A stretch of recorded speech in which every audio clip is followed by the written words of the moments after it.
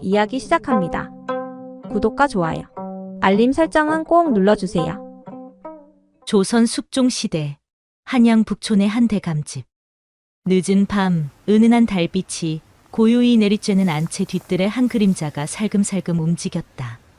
바로 이 집의 주인인 이 대감이었다. 그는 평소 엄격하고 위험 있는 모습과는 달리 지금은 마치 도둑처럼 숨을 죽이며 발걸음을 옮기고 있었지요. 이 대감의 시선은 안채 창문으로 향했고 그곳에서는 희미한 촛불 빛이 새어나오고 있었지요. 창문 너머로 보이는 것은 다름 아닌 새로 들어온 젊은 여종, 연희의 모습. 그녀는 방금 목욕을 마친 듯 너리에서 물방울이 떨어지고 있었고 긴 머리는 봉긋하게 올라온 그녀의 가슴을 보일 듯 말 듯 가리고 실오라기 하나 걸치지 않은 채 걸어나와 거울 앞에 앉아 긴 머리를 빗으며 노래를 흥얼거리고 있었지요. 연희의 맑고 고운 목소리가 밤 공기를 타고 퍼졌지요. 달빛에 비친 그녀의 뽀얀 피부와 굴곡진 몸매, 그리고 그녀의 노래소리에 이 대감은 완전히 넋을 잃고 말았지요. 연희의 모습은 마치 한 폭의 그림처럼 아름다웠고 긴 속눈썹, 고운 눈매, 잘록한 허리, 투명한 피부, 모든 것이 완벽해 보였지요. 아이고 세상에. 연희의 아름다운 모습에 홀린 그가 그만 큰 소리로 탄식을 했기 때문에 그 소리는 연희의 귓가에까지 들리고 말았지요. 누구시죠? 놀란 연희의 목소리가 들렸지요. 이 대감은 황급히 일어나 뒤뜰 나무 뒤로 몸을 숨겼는데 그의 마음은 이미 연희에게 빼앗겨 버렸지만 체면 때문에 그 마음을 숨길 수밖에 없었고 자신의 처지를 한탄하며 중얼거렸지요. 에고고 내 나이 신이 넘었는데 이게 무슨 꼴이란 말인가. 하늘도 무심하시지. 한편 연희는 창밖을 살폈지만 아무도 보이지 않자 다시 창문을 닫았지요. 그녀는 한숨을 쉬며 중얼거렸는데 아, 소방님, 언제쯤 다시 만날 수 있을까요? 알고 보니 연희에게는 이미 마음에 둔 사람이 있었지요. 바로 이 대감의 아들 준호였는데 둘은 우연히 만나 서로에게 마음을 뺏겼지만 신분의 차이 때문에 마음대로 만날 수가 없었지요. 연희는 창가에 앉아 꽃을 꺾어 머리에 꽂았는데 달빛에 비친 그녀의 모습은 그야말로 선녀와도 같았지요. 그녀는 창밖을 바라보며 깊은 생각에 잠겼지요. 준호 도련님, 우리의 사랑이 이루어질 수 있을까요? 신분의 벽이 이리도 높은데. 그렇게 그녀는 이루어질 수 없는 사랑이라며 단념하고서는 이내 촛불을 끄고 잠자리에 들었지만 그녀의 마음속에는 여전히 준호에 대한 그리움이 가득했지요. 그런데 이 대감은 연희를 훔쳐본 그날 밤 이후로 연희의 모습이 머릿속에서 떠나지 않았지요. 그는 매일 밤 연희를 몰래 훔쳐보며 자신의 욕망을 키워갔는데 그의 마음속에는 점점 더 큰 갈등이 생겨났지요. 바로 연희가 그의 아들 준호를 사모하고 있다는 사실을 알게 되었기 때문이지요. 밤이 깊어갈수록 이 대감의 마음은 더욱 혼란스러워졌지요. 그는 자신의 방에서 뒤척이다 결국 일어나 연희의 방으로 향했는데 그의 눈은 이미 이성을 잃은 듯 붉게 타오르고 있었고 연희의 방 앞에 서서 잠시 망설이는가 싶더니 이내 문을 열고 들어갔지요. 방 안에는 촛불 하나가 희미하게 타오르고 있었고 연희는 속살이 비치는 얇은 속옷만 걸친 채 깊이 잠들어 있었지요. 이 대감은 그녀의 모습을 바라보며 천천히 연희의 발끝에서부터 무릎, 허벅지, 그녀의 소중한 곳을 지나 봉긋하게 부끄러운 듯 솟아있는 봉우리와 그녀의 입술로 눈이 갔지요. 이미 이 대감의 손은 연희의 속치마 속으로 슬며시 들어가 있었고 다른 한 손은 벌써 연희의 풍만한 그곳을 열어 젖히고 있었지요. 그때 연희가 몸을 뒤척이더니 눈을 떴지요. 그녀는 이 대감을 보고 놀라 벌떡 일어나 대감 날이 무슨 일이십니까? 연희의 말이 채 끝나기도 전에 이 대감은 연희의 입을 틀어막고 화가 잔뜩 나서 솟아있는 것을 연희의 깊숙한 곳으로 쑥 밀어넣었지요. 연희의 두 눈은 금세 글썽이는 듯 놀란 듯 이 대감의 모습을 쳐다볼 뿐이었고 완강한 이 대감의 몸짓에 손끝 하나 반항할 수 없어 이 대감의 그것을 받아들일 수밖에 없었지요. 이미 이성을 잃은 이 대감을 향해 그녀는 조용히 말했지요. 대감 날이 저는 준호 도련님을 사랑합니다. 이 대감은 상체를 들썩이면서 대답했지요. 이미 알고 있다. 하지만 너는 이미 내 여자가 되었느니라. 연희는 조용히 눈물을 흘릴 뿐이었지요. 모든 일이 끝난 뒤 이 대감은 연희의 그곳을 꽉 움켜쥔 채 대리 시간에 다시 올 테니 그리 알고 있어라. 라는 한마디만 남겨둔 채 결국 연희의 방을 나왔지요. 그 후로 이 대감은 매일 밤 연희의 방을 찾아갔답니다. 이 대감은 자신의 욕망을 이기지 못하고 연희를 자기 여자로 만들었고 매일 밤 연희는 이 대감의 품에서 도망치고 싶었으나 그녀가 할 수 있는 일은 더 이상 없었지요. 며칠 후 준호는 이상한 낌새를 느꼈는데 연희가 자신을 피하는 듯한 느낌이 들어 연희를 찾아가 물었지요. 연희야, 왜 나를 피하는 것이냐? 무슨 일이 있는 게냐? 연희는 고개를 숙이며 아무 말도 하지 않은 채 그녀의 눈에는 눈물이 맺혀 있었지요. 준호는 연희의 손을 잡고 간절히 물었지요. 연희야, 제발 나에게 말해다오. 무슨 일이 있었던 것이냐? 결국 눈물을 흘리며 도련님, 저는 이제 더 이상 도련님을 만날 수 없습니다. 준호는 충격을 받았지요. 무슨 말이냐?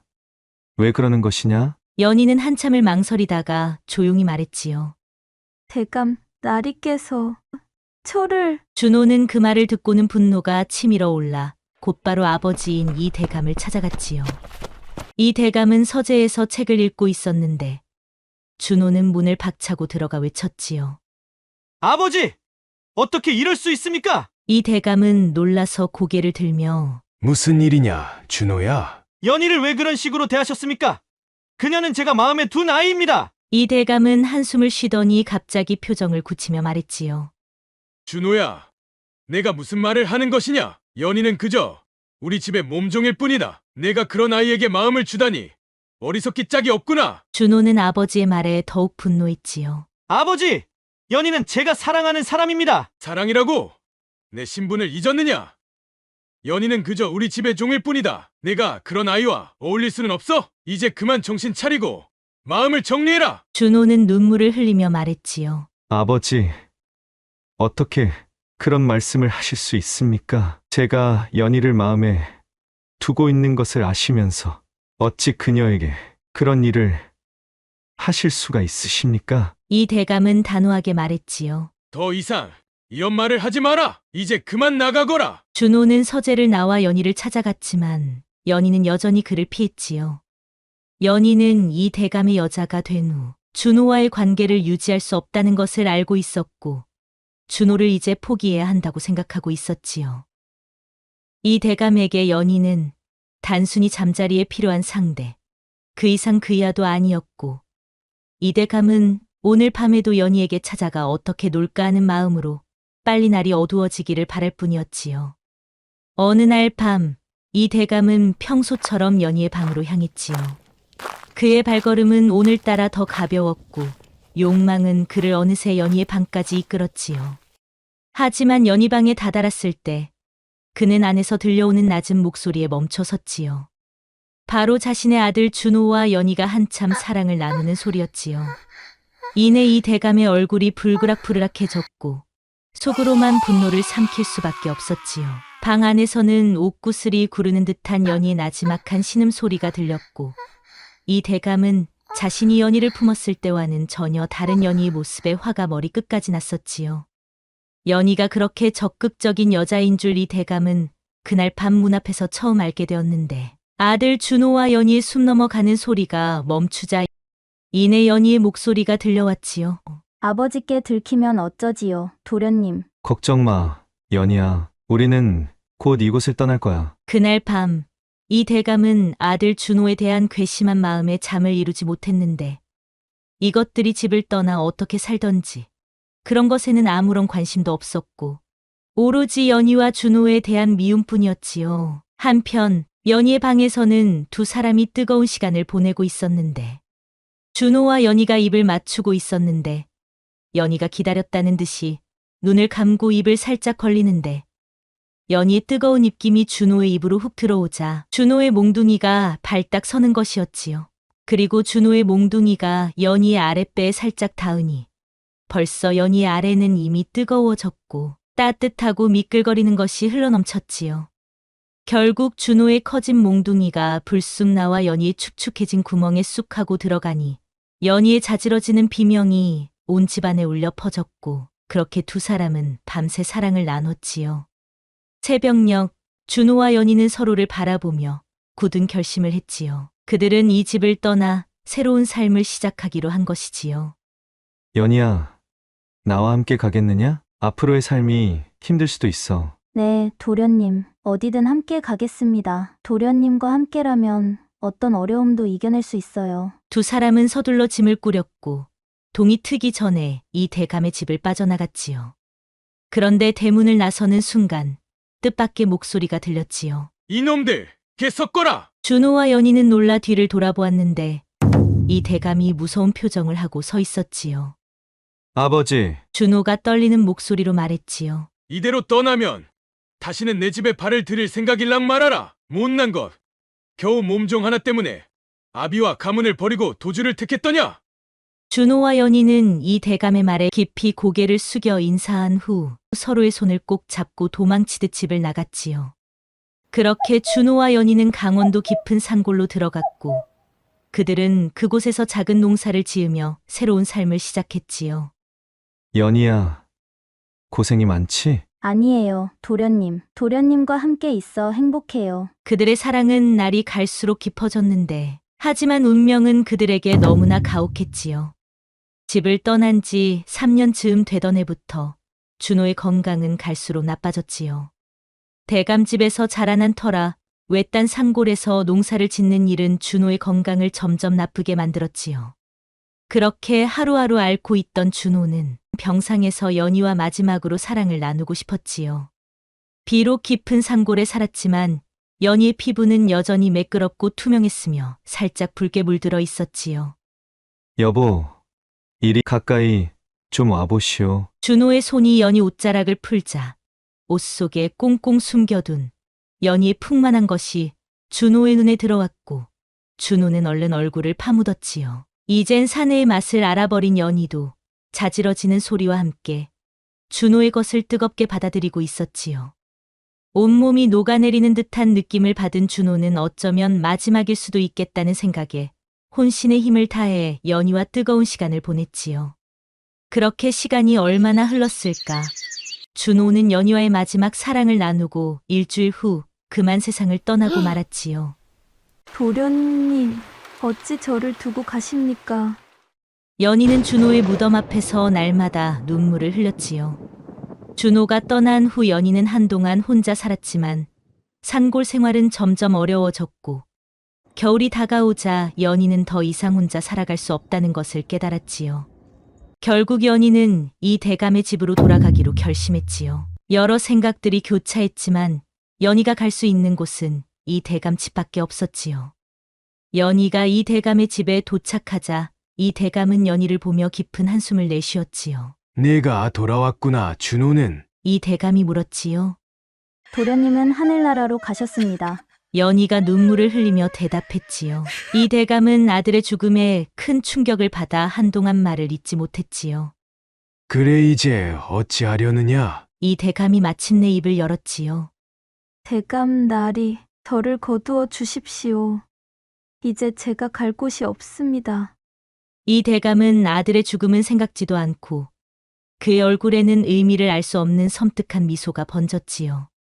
그렇게 이 대감의 집으로 다시 들어간 연희는 이 대감의 집에서 평범한 시간을 보내고 있었는데 한날은 이 대감이 밤에 연희의 방에 찾아와 연희를 불렀지요. 연희야, 내가 너의 첫 남자이니 이제 그만 나의 첩이 되거라.